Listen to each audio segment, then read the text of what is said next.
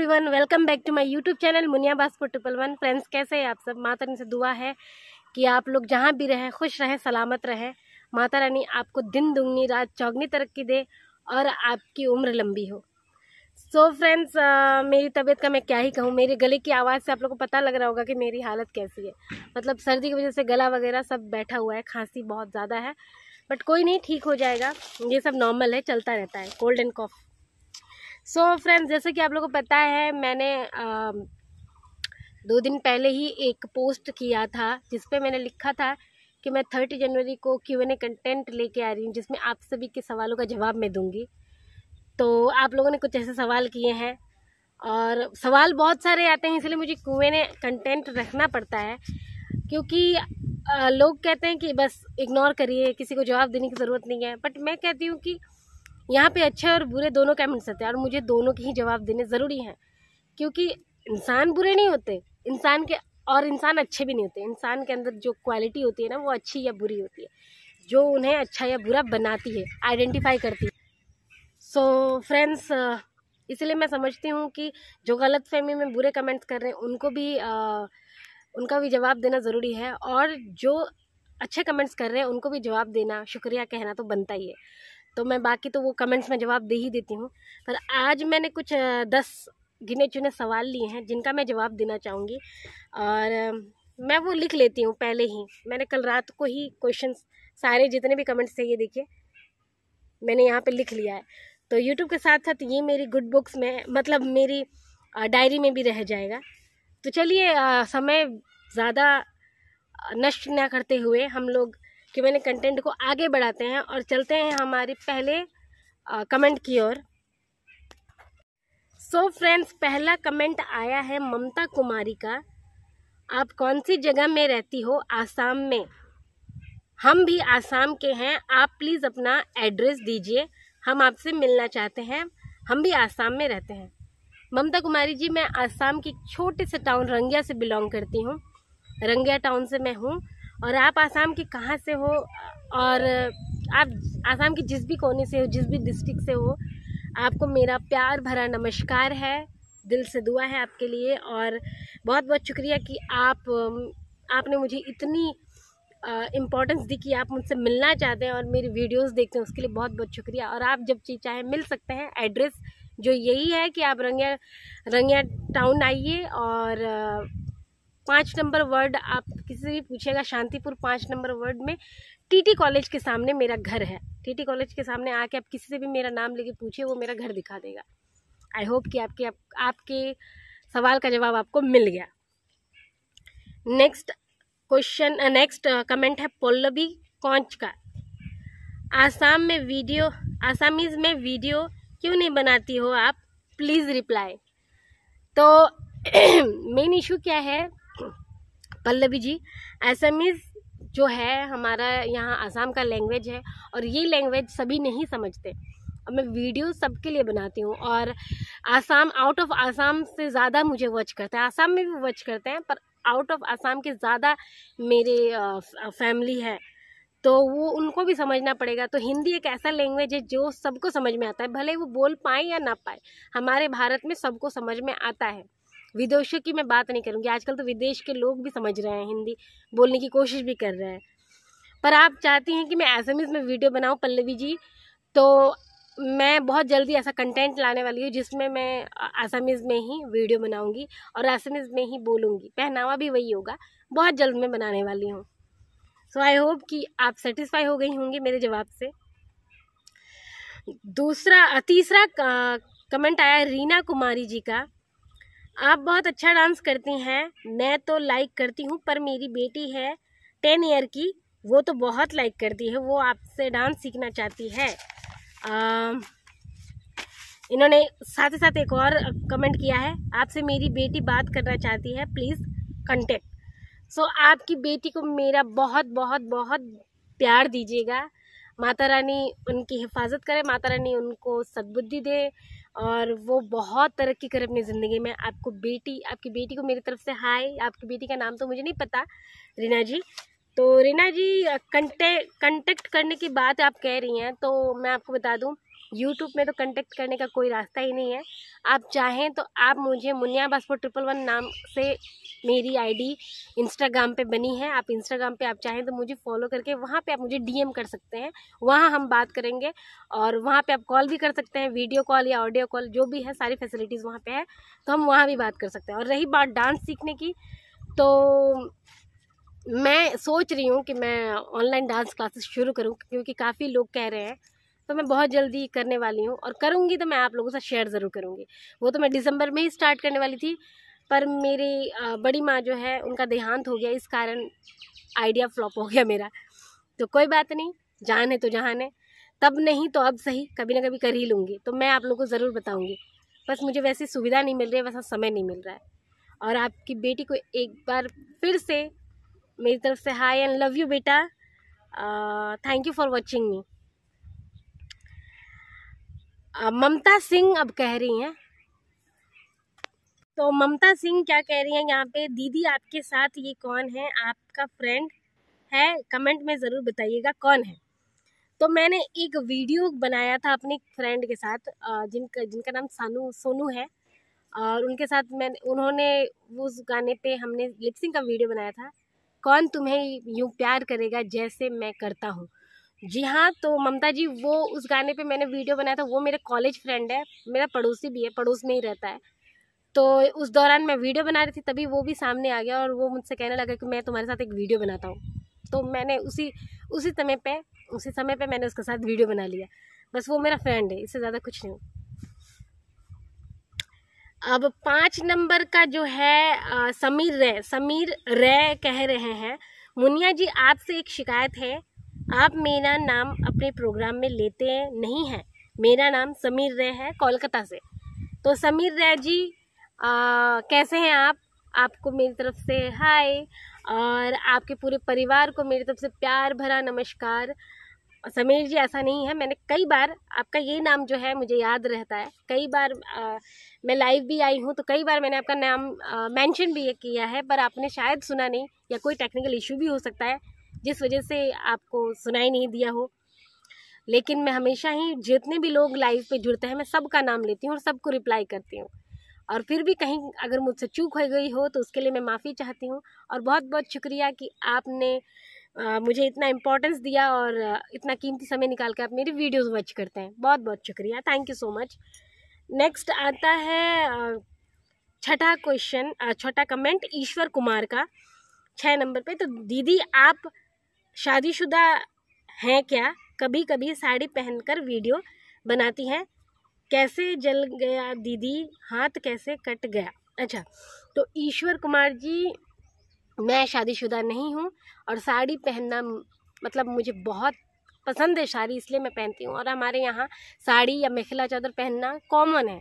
शादीशुदा नहीं होने के बावजूद भी लड़कियाँ पहनती हैं। शादीशुदा होने के लिए मतलब साड़ी पहनने के लिए शादीशुदा होना ज़रूरी नहीं है, ये मेरा मानना है। हमें जो अच्छा लगता है हम पहन सकते हैं, है ना। तो और अगर शादीशुदा होती तो आप लोग को पता है शादीशुदा वैसे भी पहचान जाते हैं, सिंदूर होता, मंगलसूत्र होता, वैसा कुछ नहीं है। मैं अभी तक कुंवारी हूँ, सिंगल हूँ। और रही बात मेरे हाथ का, मैं कैसी जली, तो इसके रिगार्डिंग मैंने मेरी लाइफ स्टोरी पे वीडियो बनाया है, आप वो देखिए। फिर भी मैं इन शॉर्ट आपको बता दूँ, मैं बचपन में जल गई थी। एक बर्निंग इंसिडेंट हो गया था, उसी में मेरा राइट हैंड जो है चला गया, जलने के कारण मतलब एल्बो के नीचे से टूट के गिर गया, गल के टूट के सड़ के गिर गया। तो 7 नंबर पे है रोशनी नाग, आपसे क्या कुछ पूछना, आप तो ज़िंदगी की हर कड़वी क्वेश्चन का जीता जागता आंसर हो। रोशनी जी, बहुत बहुत शुक्रिया आपका, बहुत बहुत शुक्रिया कि आपने मुझे इतना बड़ा कम्प्लीमेंट दिया। बस मैं आपसे सिर्फ एक बात कहना चाहती हूँ रोशनी जी, ज़िंदगी एक बहुत बड़ा कड़वा सच है।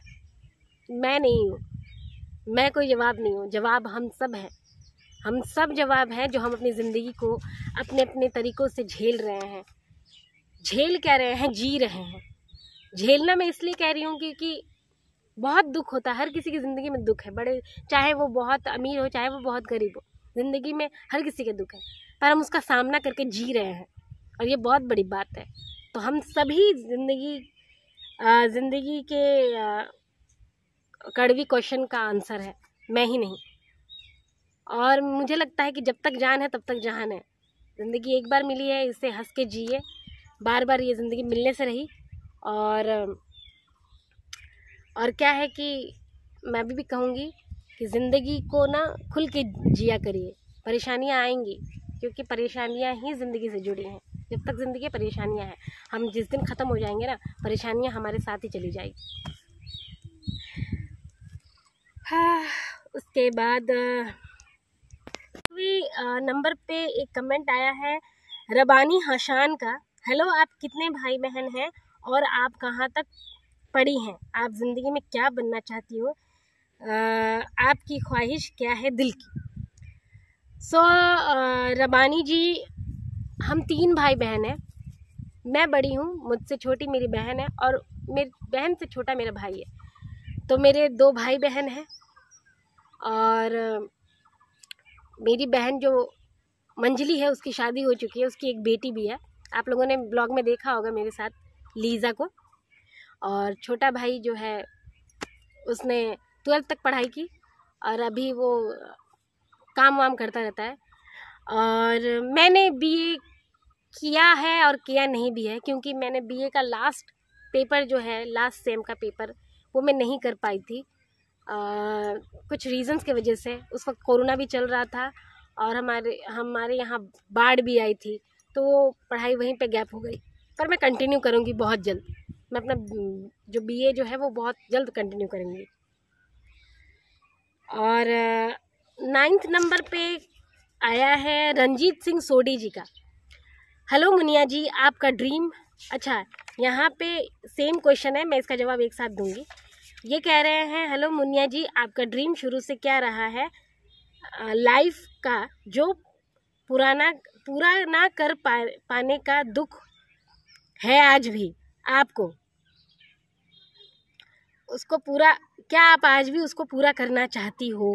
तो रंजीत जी और रबानी हसान जी, आप दोनों का सेम सवाल है। तो मैं आप लोगों को बता दूं कि मेरी ज़िंदगी का सबसे पहला ड्रीम था बुराई के खिलाफ, गलत सोच के खिलाफ आवाज़ उठाने का। क्योंकि एक छोटी सी गलत सोच, उस गलत सोच ने, उस चिंगारी ने मेरी ज़िंदगी जला दी। मतलब मेरा बचपन ख़त्म कर दिया। बचपन की खूबसूरत यादें नहीं है मेरे पास। हाँ, कुछ गिनी चुनी है, क्योंकि एक छोटी सी सोच, लड़का और लड़की के अंतर का सोच, उसने मेरी ज़िंदगी तब, मतलब मेरा बचपन बर्बाद कर दिया। एक तरीके से मेरी ज़िंदगी रुक ही गई थी। और जब होश संभाला तब मैंने सोचा कि नहीं, मुझे ऐसी सोच के खिलाफ फाइट करना है और मुझे मेरे समाज में आगे बढ़ के दिखाना है। मुझे एक दबदबा बनाना है, जो मैंने आज हासिल कर लिया आप लोगों की बदौलत।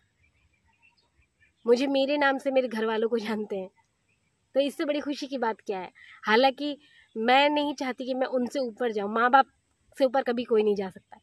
माँ बाप तो मेरे भगवान हैं, उनके कर्जदार रहेंगे हम। और उसके बाद जो मेरा ड्रीम हमेशा से रहा है वो एक ही है, सेल्फ डिपेंड होने का। चाहे मैं कुछ भी करूं, चाहे मैं झाड़ू पोछा करूं, चाहे मैं कहीं ऑफिस में छोटे पद पे काम करूं या कुछ भी करूं, चाहे डांस करूं या कुछ भी करूं, कुछ भी करूं, मेहनत करूं बस। चोरी डकैती के अलावा सिर्फ और सिर्फ मैं मेहनत करूं और सेल्फ डिपेंड बनूं। किसी के ऊपर डिपेंड ना रहूं, किसी को बोझ ना लगूं। वो मेरा ड्रीम था और वही है। और आज भी मैं उसी ड्रीम के साथ जी रही हूँ। चाहे मेरी शादी हो या ना हो, मैं शादी के बाद भी सेल्फ डिपेंड बनना चाहूँगी। आई होप कि आप लोग के सवालों का जवाब आपको मिल गया होगा। और अभी का जो ड्रीम मेरा यही है कि मैं आगे भी सेल्फ डिपेंड बन के रहूँ, अपने ज़रिए 2 लोगों की मदद कर सकूँ। बस यही मेरा एम है। Next last question, Mantasha Khan. दीदी, आपके मॉम डैड ने आपकी शादी क्यों नहीं की और आपका जो हैंड है वो बचपन में ही ऐसा हो गया था या फिर अभी हुआ है? प्लीज़ दी रिप्लाई का वेट करूँगी। Please reply me and love you दी sweet of you. Thank you Mantasha Khan ji, बहुत ही अच्छा सवाल है आपका, पर मैं आपको जवाब दूँ। मेरे माँ बाप ने मेरी शादी हमेशा ही से ही करनी चाहिए, पर मैंने ही उनको रोक रखा था क्योंकि मुझे पहले अपने पैरों पर खड़ा होना था, अपना एक रेपुटेशन बनाना था, अपनी एक पहचान बनानी थी। मुझे किसी भी हाल में दब के नहीं जीना था कि आज माँ बाप के यहाँ हूँ तो माँ बाप मुझे खिलाएंगे पिलाएंगे तो मैं आगे बढ़ूँगी। बचपन में जब थे छोटे थे, जब मैच्योर नहीं थे तब की बात तो और थी। अब जब मैच्योर हो गए तो अब हमें माँ बाप को दिखना चाहिए।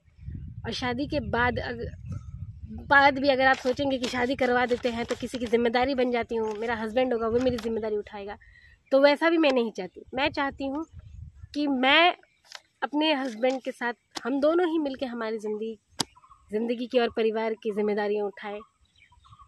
वो मुझ पर डिपेंड ना हो, मैं उन पर डिपेंड ना हो, बस हम दोनों सेल्फ डिपेंड रहें, ज़रूरत पड़ने पर साथ खड़े रहें और साथ चलें।